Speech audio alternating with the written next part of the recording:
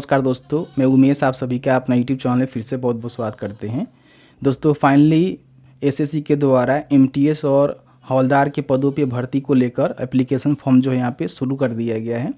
सिर्फ आप matric pass है तो आप यहाँ पे आवेदन कर सकते हैं। हालांकि जो हवलदार का पोस्ट होता है ना, उसमें आपका जो है हाइट वगैरह वगैरह भी देखा जाता है। तो कैसे फॉर्म को अप्लाई करना है स्टेप बाय स्टेप आपको जानकारी बताएंगे, जिसके माध्यम से आपको फॉर्म फिल करने में बहुत ही अच्छा नॉलेज मिलेगा। तो देखिए, जैसे ही आप एसएससी के ऑफिशियल पोर्टल पे आएंगे तो यहाँ पे इसका जो ऑफिशियल नोटिफिकेशन है उसको यहाँ पे जारी कर दिया गया है। इसमें आप देखेंगे तो सभी जानकारी जो है क्लियर करके बता दिया गया है। केवल आप 10वीं पास है तो आप यहाँ पे आवेदन कर सकते हैं। 30/6/2023 से लेकर 21/7/2023 के बीच में जो है फॉर्म को फिल किया जाएगा, ठीक है। और इसका जो कंप्यूटर बेस्ड एग्ज़ाम है वो जो है सितंबर 2023 में होने वाला है। मतलब सभी डेट यहाँ पे आ गया है। और आप यहाँ पे देख सकते हैं कि इसमें जो है 2 प्रकार का पोस्ट होता है। एक आपका एमटीएस पोस्ट रहेगा और एक जो है हवलदार का पोस्ट रहेगा। एमटीएस के लिए 1198 पदों पे भर्ती लगभग निकाली गई है और हवलदार के लिए जो है 360 पदों पे भर्ती यहाँ पे निकाली गई है। और इसमें जो है सभी जानकारी आपको देखने को मिल जाता है, तो एक बार इसको आप ज़रूर देखेंगे। और यहाँ पे केवल आप मैट्रिक पास हैं तो आप यहाँ पे आवेदन कर सकते हैं। यहाँ पे जो है एज लिमिट के रिगार्डिंग भी जानकारी दी गई है कि आपका जो एज लिमिट है 1/8/2023 से यहाँ पे काउंट किया जाएगा, ठीक है। तो यहाँ पे देख सकते हैं कि साफ साफ सभी जानकारी बताई गई है कि 18 से लेकर 25 साल जो है आपका एमटीएस के लिए और हवलदार के लिए होना चाहिए। डिपार्टमेंट ऑफ रेवेन्यू के लिए यहाँ पे बोला गया है, ठीक है। और वही यहाँ पे 18 से लेकर 27 ईयर जो है आपका यहाँ पे हवलदार और केवल हवलदार के लिए यहाँ पे होना चाहिए। और डिपार्टमेंट ऑफ रेवेन्यू में फ्यू पोस्ट के लिए यहाँ पे एमटीएस का भी कुछ पोस्ट के लिए यहाँ पे आपका रहेगा, ठीक है। यहाँ पे आपको छूट भी मिल जाता है। आप SC/ST हैं तो 5 साल, OBC हैं तो 3 साल, इस तरह से यहाँ पे तो देखेंगे, ठीक है। अब यहाँ पे मान लीजिए आपको फॉर्म को अप्लाई करना है तो उससे पहले क्या करिएगा कि यहाँ पे जो है वैकेंसी का डिटेल्स आया हुआ है, ठीक है। इस पर आप क्लिक करेंगे ना तो टोटल वैकेंसी का डिटेल्स आपको यहाँ पे देखने को मिल जाएगा कि पंजाब में कितनी वैकेंसी है, जम्मू कश्मीर में कितनी वैकेंसी है। इस तरह से आप देखेंगे तो यहाँ पे बिहार में भी आपको दिखा दी जाएगी कि बिहार में कौन से कैटेगरी में जो है कितनी भर्ती यहाँ पे आई हुई है, ठीक है। तो इस तरह से आप भर्ती का जो है जानकारी यहाँ पर ले लेंगे, देख लेंगे कि आपके स्टेट में आपके अकॉर्डिंग जो है भर्ती यहाँ पे है कि नहीं है। 1558 पदों पे जो है भर्ती यहाँ पे निकाली गई है। दोस्तों वीडियो में आगे बढ़ने से पहले हम आपको बताना चाहेंगे कि अगर आप भी एसएससी, एमटीएस और हवलदार की तैयारी करना चाहते हैं तो आपको हम बेस्ट बुक के बारे में बताने जा रहे हैं, जो कि चक्षु प्रकाशन के द्वारा प्रकाशित किया गया है। देख सकते हैं कि इसका जो है सारा पैटर्न बनाया गया है, जिसमें आप बहुत ही अच्छी तरह से अपना जो तैयारी है कर सकते हैं। यहाँ पे हम आपको बता दें कि इसके साथ ही आप अगर इसका प्रेस्टीज सेट लेना चाहते हैं तो भी इसका आता है, ठीक है। इसको भी आप ले सकते हैं, जहाँ पे आपको 8 जो है सॉल्व पेपर मिलेंगे, ठीक है। 15 जो है प्रेस्टीज सेट मिलेगा। तो बहुत ही बढ़िया बुक है। अगर आप भी इसको परचेज करना चाहते हैं तो परचेज कर सकते हैं। लिंक हमने डिस्क्रिप्शन बॉक्स में दिया हुआ है, जहाँ से ऑनलाइन फ्लिपकार्ट से या फिर अमेजन से इसको परचेज कर सकते हैं। अब वीडियो में आगे बढ़ते हैं। अब मान लीजिए यहाँ पे ऑनलाइन आवेदन करना है तो यहाँ पे देखिए, अगर आप फ्रेश कैंडिडेट हैं, अभी तक आपने यहाँ पे एसएससी पे रजिस्ट्रेशन नहीं किया हुआ है, तो आपको जो है नया रजिस्ट्रेशन यहाँ पे करना होगा। तो रजिस्टर नाउ के ऑप्शन पर क्लिक करके अपना जो है पूरा रजिस्ट्रेशन यहाँ पे करना होगा। लेकिन आप सभी भली बात ही जानते हैं कि एसएससी की कोई भी भर्ती आती है ना, तो उसमें क्या होता है कि एक बार आप यूजर ID पासवर्ड बना लीजिए, रजिस्ट्रेशन कर लीजिए और बार बार जो है लॉगिन करके फॉर्म को अप्लाई कर सकते हैं एक ही यूजर ID पासवर्ड से। तो अगर आपने पहले यहाँ पे रजिस्ट्रेशन किया हुआ है तो आप जो है लॉगिन करके फॉर्म को अप्लाई करेंगे, ठीक है। तो मैं यहाँ पे लॉगिन करके बताऊँगा। तो यहाँ पे अपना रजिस्ट्रेशन नंबर, पासवर्ड, कैप्चा को डालेंगे और लॉगिन के ऑप्शन पर क्लिक करेंगे।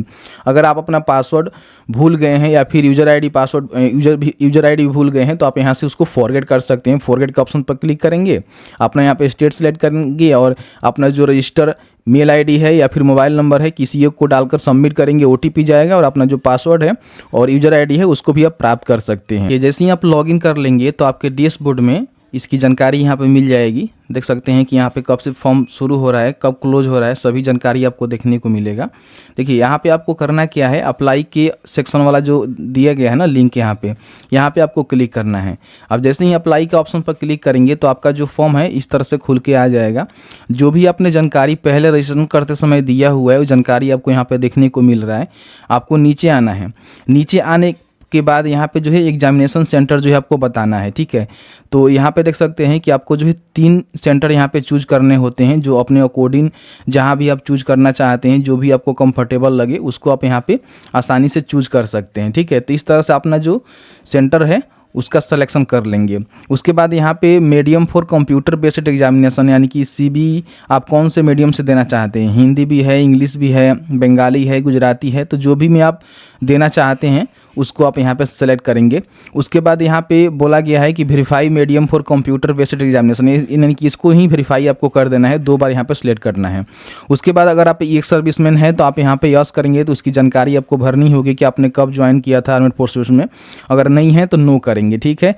उसके बाद नीचे आएंगे तो यहाँ पे पूछ रहा है कि क्या आपका फिजिकल लिमिटेशन चाहिए, मान आपके आसपास में कोई चाहिए एग्ज़ाम के समय में राइट करने के लिए या फिर हेल्प करने के लिए। अगर आप विकलांग वगैरह वगैरह हैं तो आप यहाँ पे यस करेंगे, ठीक है।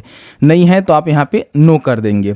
उसके बाद यहाँ पे नीचे आएंगे तो पूछेगा कि आप जो है एज में छूट चाहते हैं। देखिए यहाँ पे एज में छूट के लिए भी जानकारी यहाँ पे दी गई है, जैसे कि SC/ST को 5 साल, OBC को यहाँ पे 3 साल, इस तरह से छूट मिलता है, जैसे कि मैंने आपको ऑफिशियल नोटिफिकेशन में यहाँ पे दिखाया, ठीक है।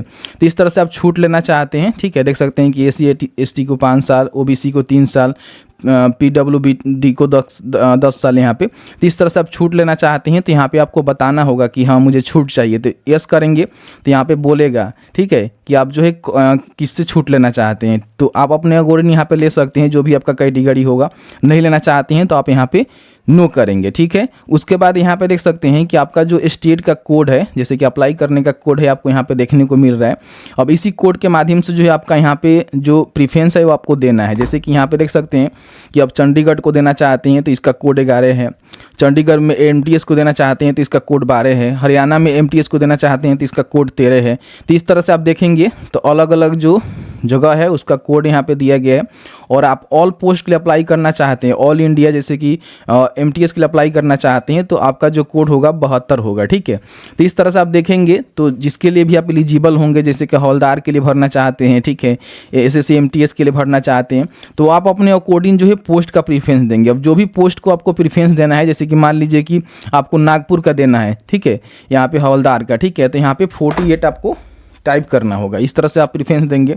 उसके बाद मान लीजिए आप गोवा का देना चाहते हैं तो यहाँ पे 46 करेंगे।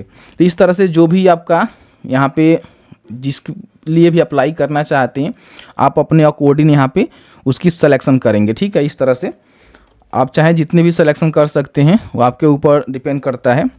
और बाकी आप सिलेक्शन करने के बाद मान लीजिए आप इसको आप मान लीजिए आपने 4 सिलेक्शन किया, ठीक है, और इसके बाद आपको सिलेक्शन नहीं करना है तो अपने कंप्यूटर से बस X दबा दीजिएगा और एक बार यहाँ पे ओके करिएगा। टोटल जो है X यहाँ पे हो जाएगा। बस आपने 4 प्रीफरेंस दिया हुआ है, बाकी यहाँ पे ब्लैंक हो गया, इस तरह से X हो गया। तो इसका मतलब कि आपने जो है प्रीफरेंस दे दिया। लेकिन अगर आप यहाँ पे और भी प्रीफरेंस देना चाहते हैं तो आप यहाँ पे रिसेट भी कर सकते हैं। मतलब गलती से आपने गलत वो दे दिया है तो आप यहाँ पे रिसेट करके और भी प्रीफरेंस आप देना चाहते हैं तो आप अपने अकॉर्डिंग दे सकते हैं, ठीक है।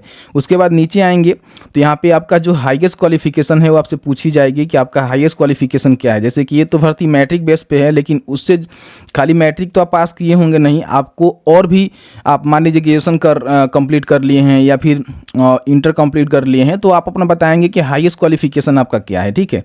तो जो भी होगा आप अपने अकॉर्डिंग यहाँ पे उसको बता देंगे। जैसे कि यहाँ पे आपने BCom किया हुआ है, BCom ऑनर्स किया हुआ है, ठीक है, BSc किया हुआ है, BSc ऑनर्स किया हुआ है, तो आप अपने अकॉर्डिंग बताएंगे। उसके बाद यहाँ पे क्वालिफाइंग एजुकेशन क्वालिफिकेशन में आपको 10th देखने को मिलेगा। 10th आपने पास किया हुआ है, फिर उसके बराबर कोई आपने कोर्स किया हुआ है तो आप यहाँ पे बताएंगे, ठीक है। उसके बाद आपने जो भी सिलेक्ट किया हुआ है तो यहाँ पे पासड होना चाहिए, यानी कि पास होना चाहिए। तो आपने कब पास किया हुआ है ऑटोमेटिकली आपने रजिस्ट्रेशन करते समय जानकारी दिया होगा, वो जानकारी ऑटोमेटिकली यहाँ पे ले लेता है, ठीक है, ठीक है। उसके बाद यहाँ पे केवल आपको जो है परसेंटेज या फिर CGPA देना होता है। आपका परसेंटेज है कि CGPA है, आप अपने अकॉर्डिंग यहाँ पे बताएंगे। तो मान लीजिए कि आपका परसेंटेज है, ठीक है, तो आप यहाँ पे अपना परसेंटेज यहाँ पे दे देंगे, ठीक है।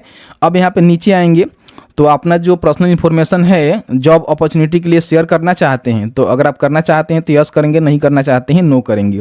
उसके बाद पूरा आपका एड्रेस रहेगा, जो भी एड्रेस आपने फिल आउट किया हुआ है। अब नीचे आएंगे तो यहाँ पे जो है फोटोग्राफ और सिग्नेचर यहाँ पे अपलोड करना है, ठीक है। तो फोटोग्राफ बोला गया है कि आपका जो फोटोग्राफ होना चाहिए पूरा मतलब क्लीन बैकग्राउंड पे होना चाहिए, कैप वगैरह वगैरह चश्मा लगा फोटो नहीं खिंचवाएंगे। और आपका जो फोटो है ना 21 अप्रैल 2023 के बाद का होना चाहिए, ठीक है, यहाँ पे साफ साफ बोला गया है। तो फोटो का जो साइज होगा यहाँ पे बोला गया है कि 20 से लेकर 50 KB के बीच में रहेगा। फॉर्मेट JPG रहेगा और इसका साइज भी यहाँ पे बता दिया गया है, ठीक है। तो यहाँ पे आपको बोला गया है कि आपका जो फ़ोटो है 21 अप्रैल 2023 का है, तो आपको यहाँ पे यस करना है और यहाँ से जो है फ़ोटो को आपको अपलोड कर लेनी है। को आप सेलेक्ट कर लेंगे, ठीक है, जैसे कि मैंने यहाँ पे सेलेक्ट कर लिया है। सिग्नेचर का भी साइज़ 10 से लेकर 20 के बीच में बोला गया है, जेपीजी फॉर्मेट में होना चाहिए, ठीक है। और यहाँ से आप सिग्नेचर को अपलोड कर देंगे। इस तरह से आपका सिग्नेचर भी यहाँ पे अपलोड हो जाएगा। उसके बाद नीचे आएंगे तो यहाँ पे जो है आपको डिक्लेरेशन देना होगा, एग्री करना होगा, ठीक है। और उसके बाद जो भी कैप्चा आपको नज़र आ रहा है, इस कैप्चा को फिल करना है और कैप्चा को फिल करने के बाद यहाँ पे प्रीव्यू के ऑप्शन पे आपको क्लिक करना है। तो जैसे ही प्रीव्यू के ऑप्शन पर क्लिक करेंगे तो आपने जो भी जानकारी यहाँ पे भरा हुआ है वो सभी जानकारी जो है आपको यहाँ पे देखने को मिलेगा। एक बार इसको रिकन्फर्म कर लीजिएगा, ठीक है। उसके बाद रिकन्फर्म करने के बाद आपको नीचे आना है और इसमें किसी प्रकार का एडिट या मॉडिफाई करना है तो आप यहाँ पे एडिट और मॉडिफाई कर सकते हैं। बट आपको लगता है कि सभी जानकारी सही है तो आपको जो है सबमिट के ऑप्शन पर क्लिक करना है। यहाँ पे बोल रहा है कि जो है आप फाइनल सबमिट करने के बाद इसमें किसी प्रकार का कोई भी एडिट नहीं कर सकते हैं। आप श्योर हैं तो यहाँ पे ओके करिए। तो आपको जो यहाँ पे ओके करना है, आपका जो फॉर्म है यहाँ पे सबमिट हो जाएगा। देखिए यहाँ पे बोल रहा है application form is received, content not verify, do you want to proceed for payment. बोल रहा है कि यहाँ पे आपका जो कंटेंट है वो यहाँ पे वेरीफाई नहीं हुआ है, तो ये जो है एसएससी के द्वारा इसको वेरीफाई किया जाएगा, इससे आपको कुछ मतलब नहीं है। अब यहाँ पे आपको पेमेंट करना है। आप चाहें तो यहाँ पे प्रिंट भी कर सकते हैं।